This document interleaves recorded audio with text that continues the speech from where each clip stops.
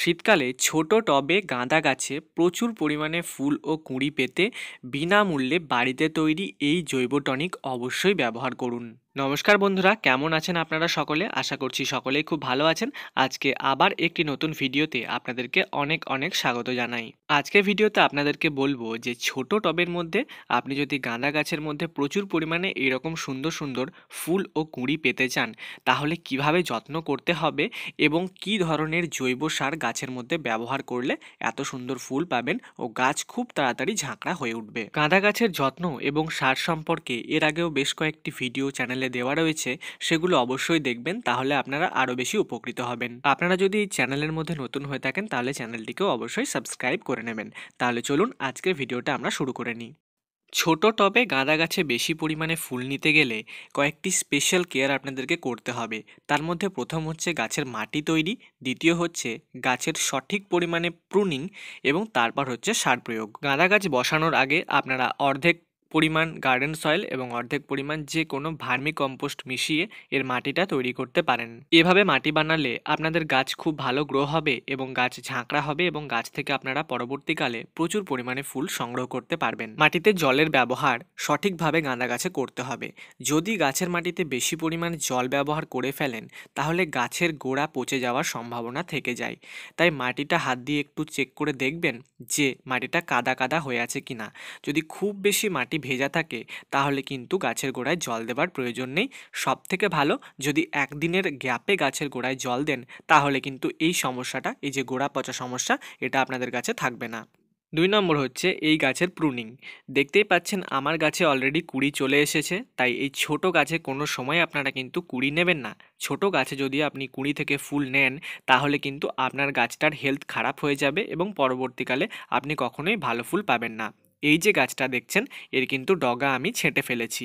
এরকমভাবে গাছ যখন আপনার 6 থেকে 7 ইঞ্চি লম্বা হয়ে যাবে তখন এর ডগাটা আপনারা 1 ইঞ্চি পরিমাণে কাঁচি বা হাতের সাহায্যে পিঞ্চিং করে দেবেন। পিঞ্চিং করলে কি হয়, গাছটার সাইড থেকে অনেক বেশি পরিমাণে এই যে দেখছেন ঝাঁক ঝাঁক হয়ে পাতা বের হবে এবং গাছ কিন্তু প্রচুর বেশি ঝাঁকড়া হবে এবং গাঁদা গাছ যত বেশি ঝাঁকড়া হবে আপনি কিন্তু পরবর্তীকালে গাঁদা গাছ থেকে ঠিক তত পরিমাণে ফুল পাবেন। এবার আসছি গাছের সার প্রয়োগ।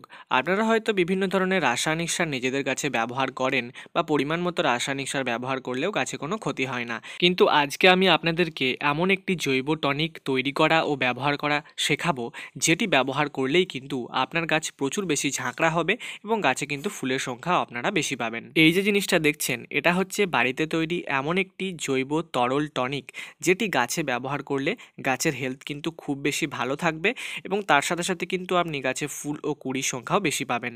এই জৈব সারটি তৈরি করার জন্য আপনাদের সবার প্রথমে প্রয়োজন হবে 1 চামচ বা 2 চামচ চা পাতা।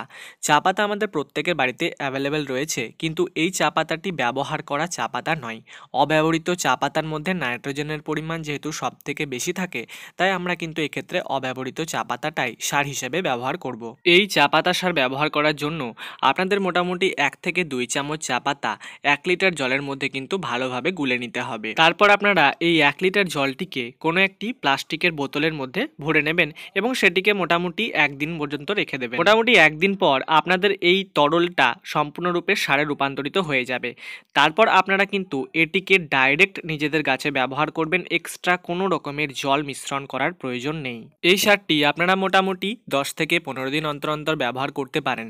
যেহেতু সম্পূর্ণ একটি জৈব তরল সার, তাই কিন্তু এর কোনো রকমের সাইড ইফেক্ট আপনার গাছে হবে না, বরং আপনার গাছ ভালো গ্রো করবে, গাছে প্রচুর পরিমাণে ফুলও আসবে। তাহলে বন্ধুরা, আপনারাও যদি এই শীতকালের মধ্যে আপনাদের গাঁদা গাছকে সুস্থ সবল ও ঝাঁকড়া করতে চান ও প্রচুর পরিমাণে ফুল নিজেদের গাছে পেতে চান, তাহলে যে যত্নগুলো বললাম এবং যে জৈব তরলটি তৈরি করা ও ব্যবহার করার কথা বললাম, এগুলো অবশ্যই গাছের মধ্যে করবেন।